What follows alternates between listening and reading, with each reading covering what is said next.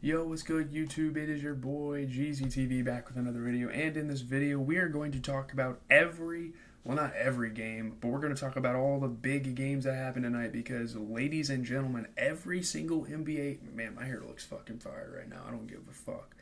Y'all can talk shit all you want. Every single NBA team played tonight, and we're going to talk about all the close games. We're going to start with the Bucks and Cavs. I'm not going to talk about my Celtics. They cleaned fucking house tonight. No need. But Darius Garland scores 39. The Cavs improved to 8-0, looking like the damn Chiefs out there. We'll talk about football at some point this week. I got a lot on my fucking plate. Okay, lag spike. I got a lot on my fucking plate, boys. With school, trying to hang out with the girl, videos, just trying to fucking relax too, like Jesus Christ. But they won by 2, win over the struggling Bucks without Giannis Antetokounmpo. Obviously, amazing scoring for Darius Garland. Evan Mobley kind of had his hand in some scoring tonight as well.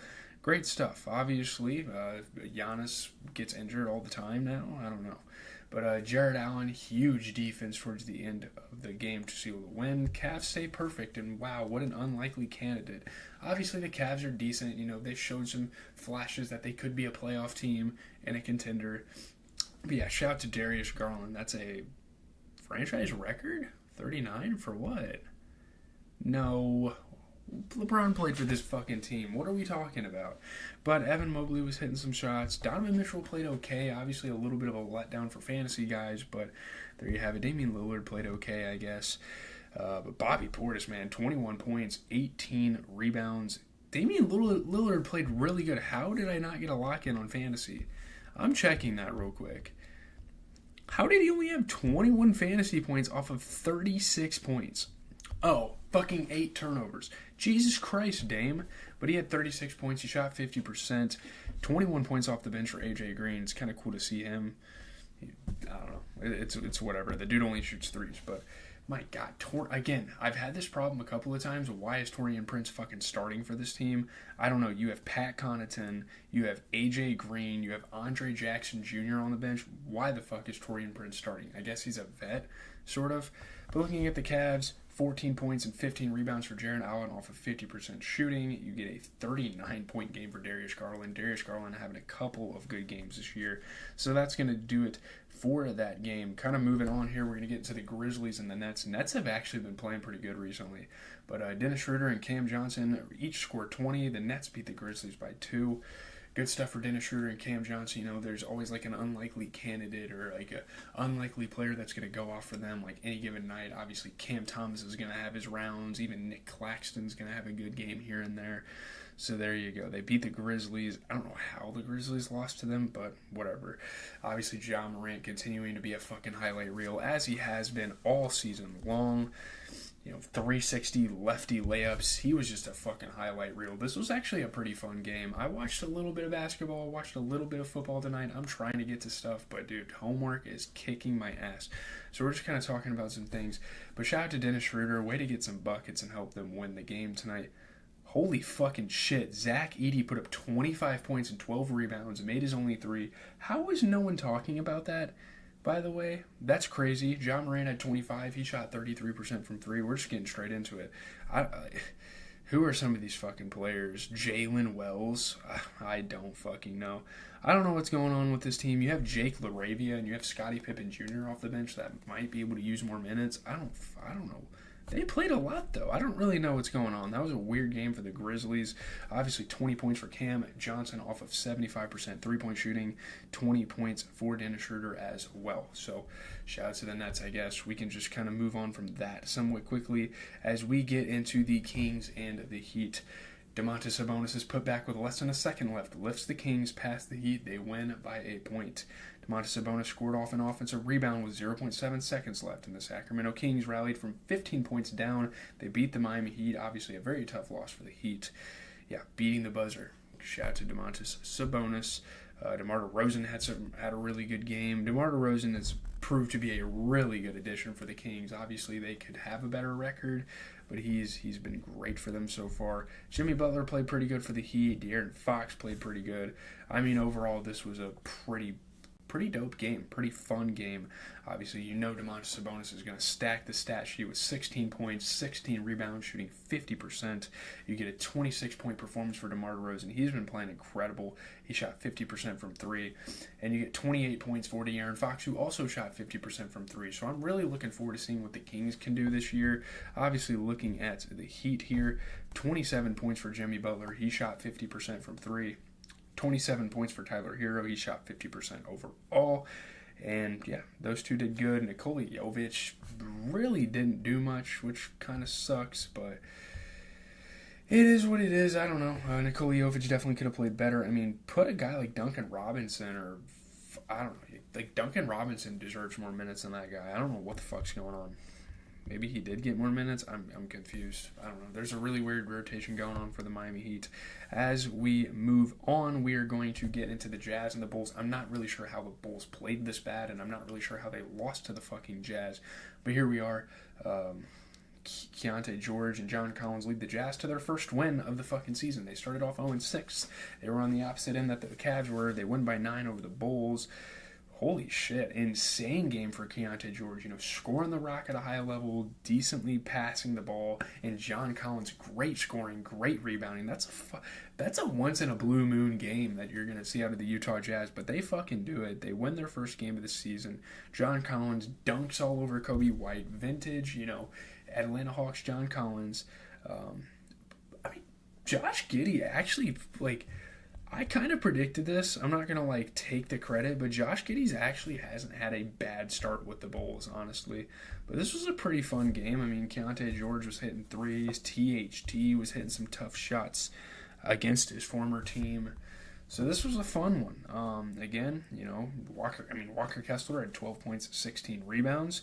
You get 24 points out of Colin Sexton. I mean, what a game for the Utah Jazz. 33 points for Keontae George, who shot 6 for 12 from 3. That's incredible. 28 points and 13 rebounds off the bench for John Collins. He shot 50% from 3.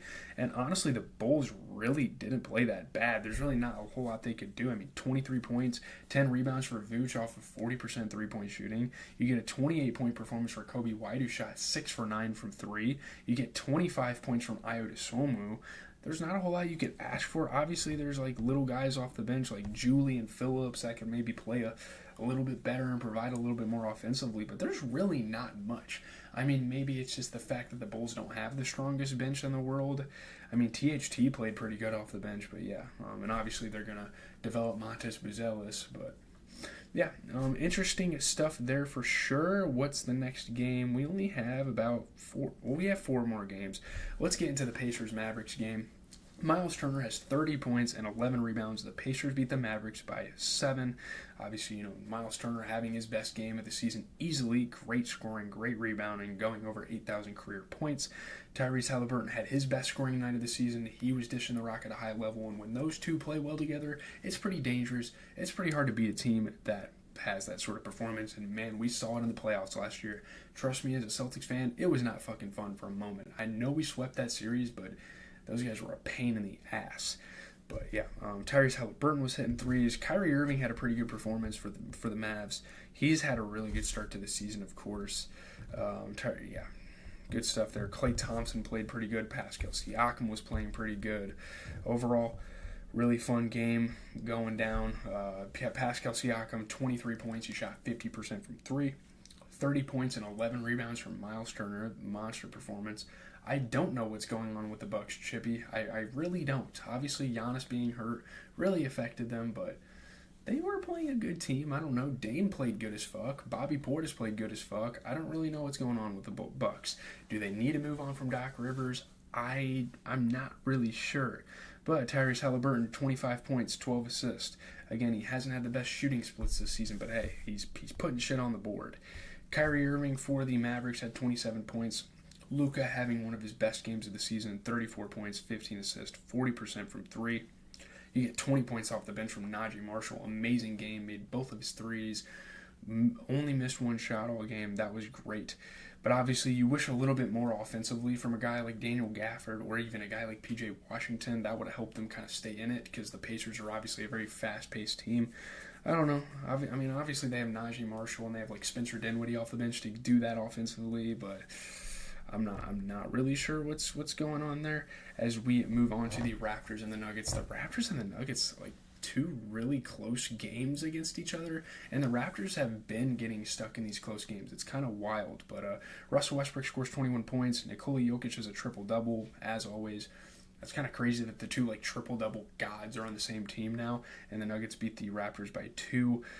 Smothering defense on the final play of the game from Russell Westbrook as well, doing it on both sides of the ball. That's going to be a role player. That's going to be a very important part of the Denver Nuggets' success this season. Russell Westbrook, for sure. Nikola Jokic, great scoring, obviously just does everything, so that's awesome. Julian Strawther playing really good at the rim defense, but yeah, shout out to Russell Westbrook. That's a guy I can always give praise for, as well as Nikola Jokic. Pretty solid game here.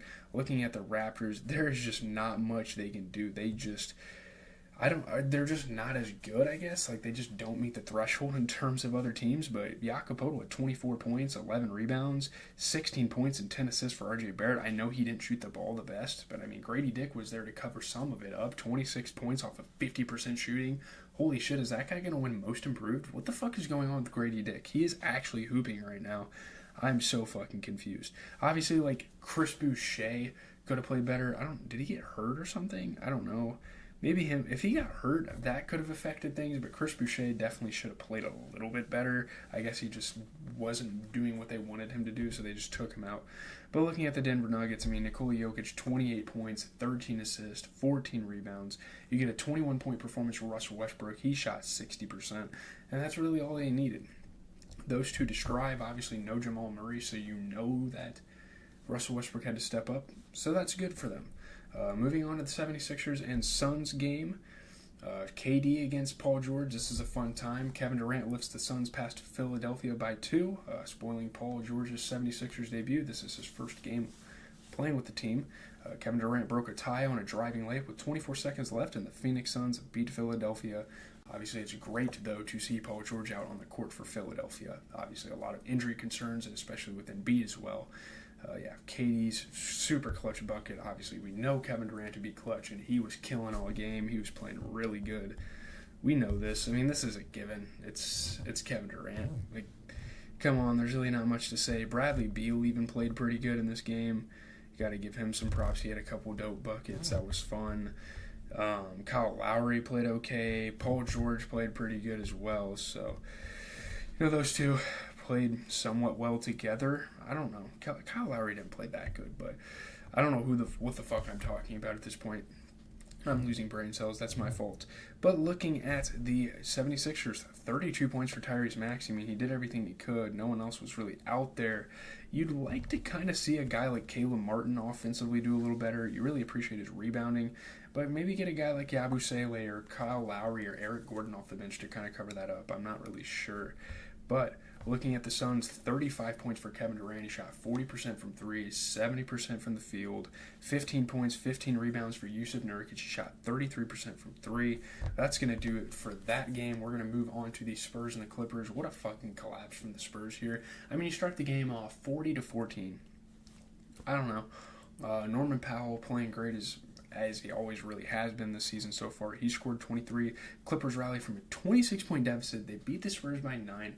Obviously, prayers up to Greg Popovich. We've seen that situation with his health.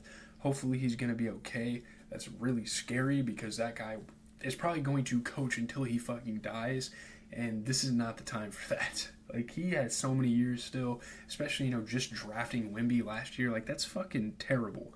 But they win by 9. Norman Powell and Amir Coffey score at a really high level for the Clippers.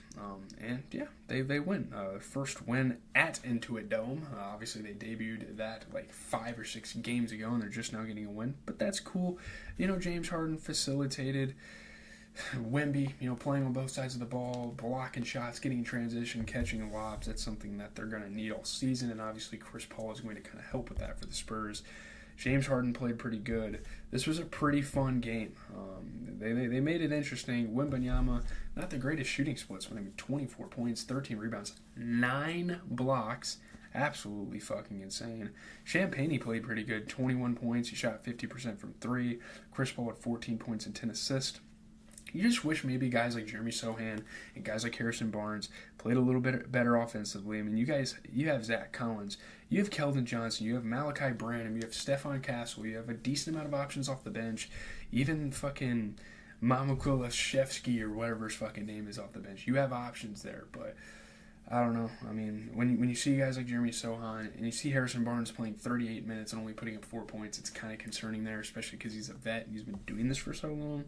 I don't know. It's very weird. Why is he getting more minutes than Keldon Johnson? Why is he getting far more minutes than Malachi Branham or even the rookie Stefan Castle? I don't really understand that. Zach Collins pretty much got phased out of the rotation for whatever reason. I know he's not the greatest NBA player in the world, but come on. Looking at the Clippers, 17 points and 13 rebounds for Ivica Zubac. You get 23 points for Norman Powell, and you get 21 points off the bench for Amir Coffey, who shot 80%. Obviously, looking at tomorrow, there's not going to be any NBA games. So I'll catch you guys on Wednesday, November 6th. I'm out. I'm not going to do any formal intro or anything like that. This is just all the good games